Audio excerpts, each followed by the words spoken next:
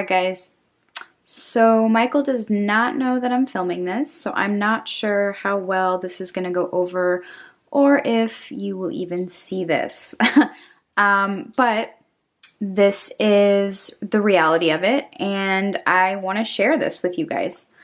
So this right now, the door that you've been staring at while I'm talking, it happens to be our third bedroom. So we have a guest bedroom, and this is our third bedroom.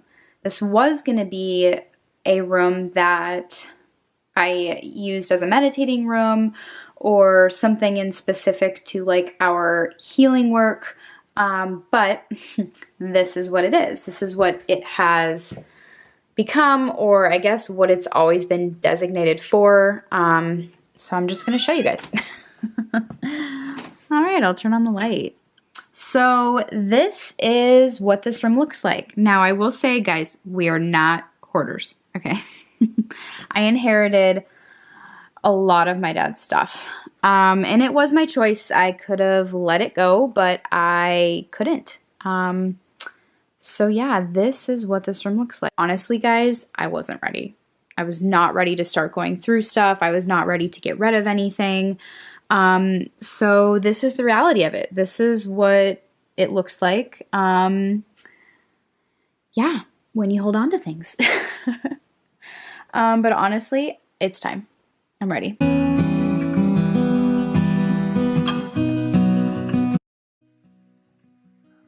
You just want to start off the bio, right? Okay. No. It's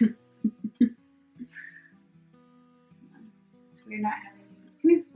It's weird not having you next to me. Right. Okay. All right.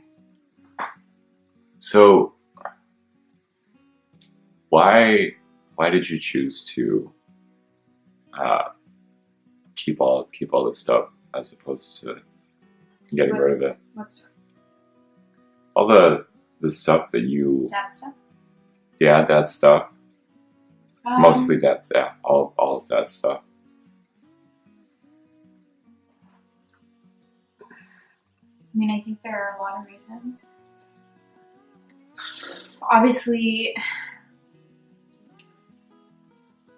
one of the main reasons being that, I was trying to keep him around, I guess, alive, be with his energy. It was hard.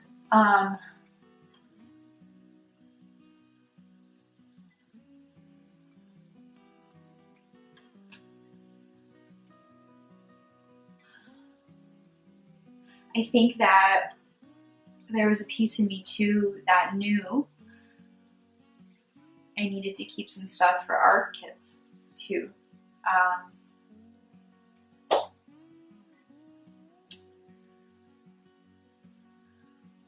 It's hard because you have parents, everybody has parents, and usually in your 20s you don't have to think about losing, that, I don't know, connection, I guess, but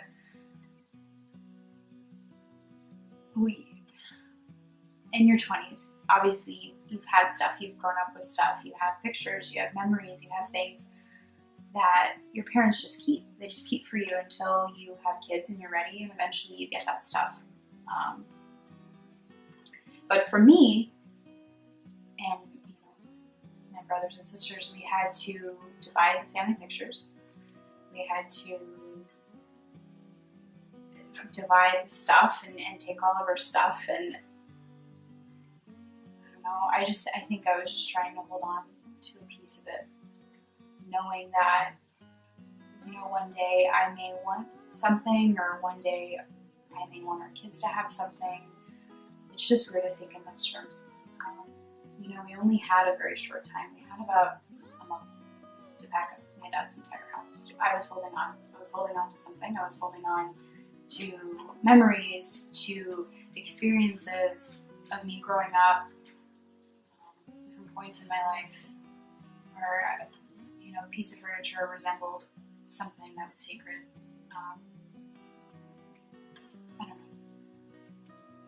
I don't know if this is even really making sense, but I feel like there were a lot of reasons. You know, obviously the main one being I wasn't ready to let go. I just wasn't.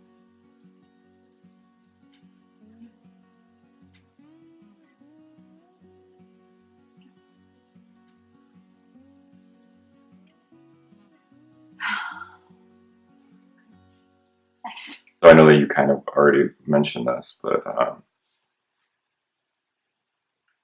everything happened very quickly, but we also needed to pack up his entire life in less than a month, realistically. And we had very little help.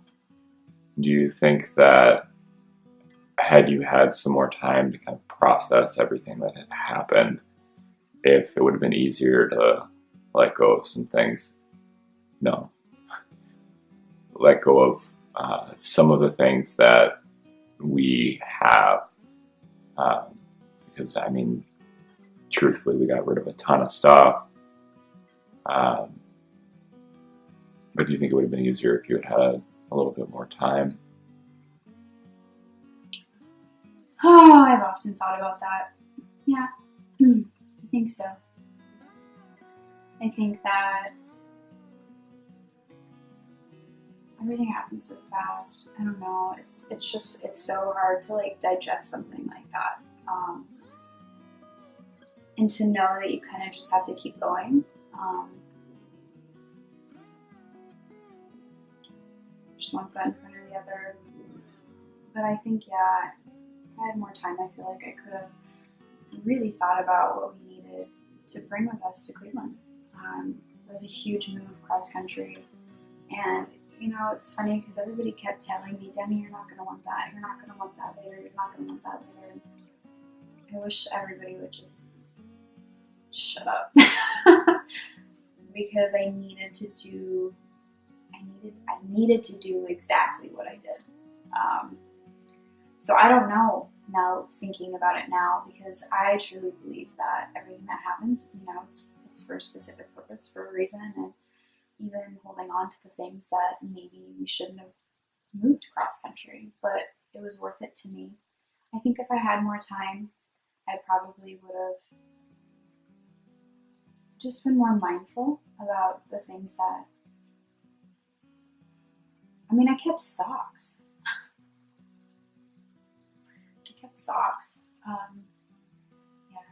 Yeah, I think I could have let go some more if I had some more time. But we didn't, so I wanted to hold on to it. Do you think that being vegan now and really using food as your medicine as we have over these past few months has helped kind of clear some of the brain fog in your mind and kind of be able to get you to a point where, you know, we can start getting rid of some of this stuff, that it's a little easier? Do you think that being vegan has affected in a positive way kind of some of the clarity that you've been able to receive? I don't know if it's going vegan. I mean, I think, like I said, I think, you know, everything does happen for a reason, and I think we went vegan. And because of that step in my life, I mean, I've made many major steps in my life, but I feel like because I made that step, it just kind of opened my mind, and it started the forward movement towards this more conscious lifestyle that I really have been trying to manifest and obtain for a while now. But I think maybe it was a stepping stone. I don't think me being vegan is allowing me to like go through stuff and do that, but I think it was a stepping stone of just like this, just the next step in our journey. And I really think becoming aware of what material possessions bring happiness and what material possessions don't bring happiness. And I feel like I think I was holding on to the stuff, you know, to try to hold on to that happiness, but that's not where happiness comes from. it'll never come from material possessions. And I just think it was just the next step. I think I was just kind of taking steps forward towards this more conscious, minimalistic, eco, lifestyle. So yeah, I guess it was a good step forward. As far as the clear, being clear-minded for that, I think it was the work that I put in day after day. Meeting myself where I was at, accepting that maybe the time wasn't right. Maybe it wasn't right when we were in Cleveland, moving back here. Maybe it wasn't right when we first moved into this house to go through it. But I feel like the time is right now. It's all divine. So no regrets. No regrets.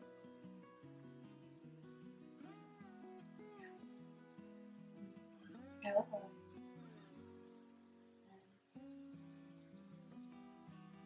What's the biggest challenge for you now that we're going to be really, downsizing, and there's going to be very few items that remain of his and of that time in our life and that time in your life and some of his history pieces. By history pieces, I mean pieces that he had through 20 plus years of his life. I just keep reminding myself that it's not like him. He's not his stuff. He's here and here and here and everywhere. Just like yesterday, we had our first garage sale. There was there's an avocado slicer that you and I got him for Christmas to make his life a little easier. And it was in the sale pile, and somebody grabbed it, and my first instinct was, that's not for sale. And I had serious seller's remorse after I sold it. Just something as small as that. I know it's going to be challenging. This process has been challenging. But I also know at the end of the challenge, walking through that, it's going to bring so much peace and happiness and clarity on the other side of this huge challenge and task that we have of going through everything. I think there are some pieces that I'll keep for sure, for our kids, like I said. And there are some pieces that I won't be able to let go of yet. Maybe another time I will. I'm going to continue to meet myself where I'm at and just be gentle. Just be gentle with the process, knowing that you can't take it with you. It doesn't symbolize. It's just what's one of those pieces? Last question here, but what's one of those pieces, and I know you've thought about it because I know you, but what's one of those pieces that you're really looking forward to, and how old do you think our kids will be when you give them that item? That's a tough one. I actually haven't thought about that. I really haven't. Maybe once we get through all this stuff, it'll become a little bit clearer. Maybe. I mean, I know there's some like little things here and there. I mean, obviously anything from the Air Force I'm keeping, of my dad's. I would never get rid of something, that precious. Right. And I'm not even really sure what we have as far as that goes because, again, I was just like taking it off. But I know there's some good pieces in there that have specific memories, and some of his personal possessions, I would never get rid of. There was a watch that my mom gave him. My mom was still alive. She gave it to him when I was little, and I remember him wearing it. And I'll cherish that piece. I'll never get rid of that piece. And that piece will be, something I passed down for sure. Yeah. But honestly, I just haven't really thought about it. I just haven't. Well, thanks for being real. I feel like it's gonna feel good to let go. It really is. And it's just so funny that there are just things, even of my mom's, that I kept. There's just some things that I've carried throughout the years and moved from place to place with, and I don't even know if I still have some of those pieces, but I don't know. It's just really interesting how it works. Yeah. It's just really interesting.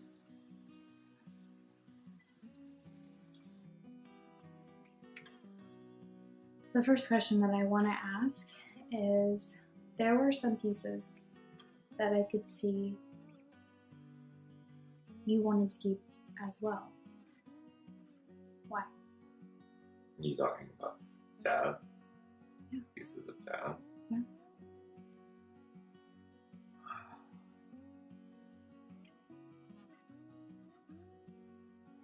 I think it's all attachment to memory. You know, it's like that darn avocado slicer. I mean, that, on a much different note, you know, it affected me too.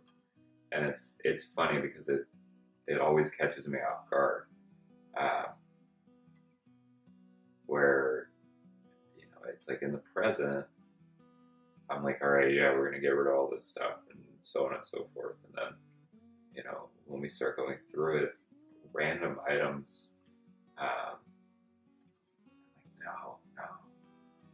And I think it's because of the memories that are attached to them, or yeah, maybe this is kind of weird, but sometimes it's even memories that I don't know if it happened or not. You know, but just picturing Dad using the, you know, said item, or you know, picturing a piece of furniture in you know, one of the houses that he had, or really what it boils down to is the fact that it you know, it makes me think about his life, seeing some of these items, and you know, I wasn't fortunate enough to know him for that many years.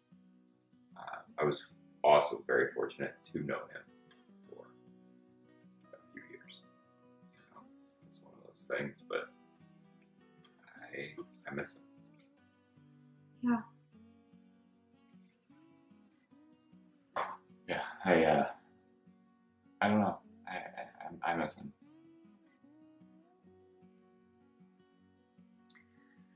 What was the most challenging part about going through everything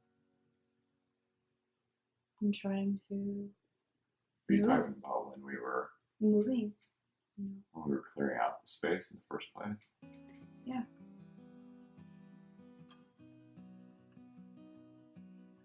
The most challenging aspect of that was the time crunch. And what I mean by that is trying to honor where you were, trying to honor where Cherise was, grasping the fact that you guys had just lost your father, and that we had to be out of that house within a 30-day period of time. And the absolute last thing I wanted to do was to push either one of you. It just needed to allow the process and the grief and the realization to be there. It was nuts. It was nuts. And that was definitely the hardest part. If you were to give advice to somebody else who's going through the same thing, having to be the partner, the supportive partner, what advice would you give that person? Are you talking about just the move?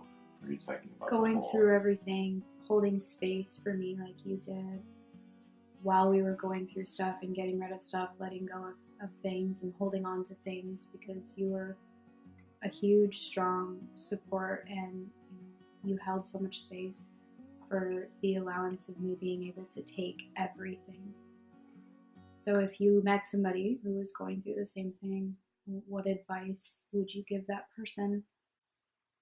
I would, first and foremost, patience.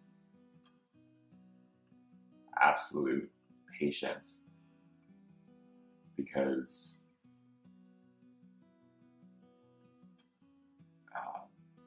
it's just,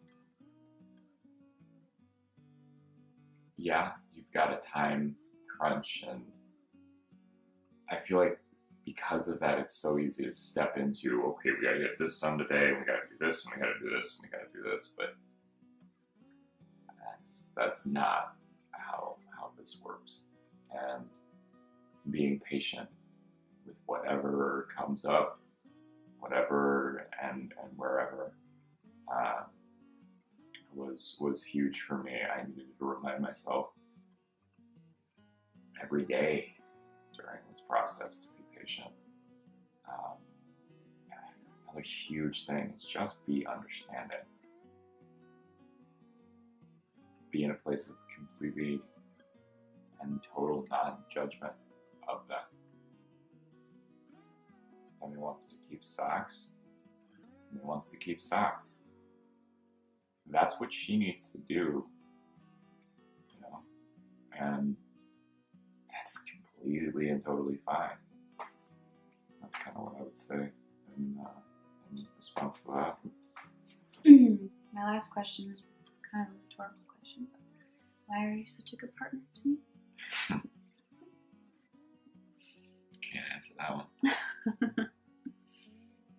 Love. It's all about love, babe.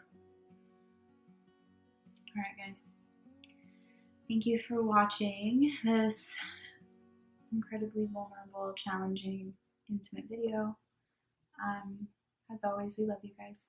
Thank you for continuing to support us and watching the video. Until next time. Bye. Bye guys.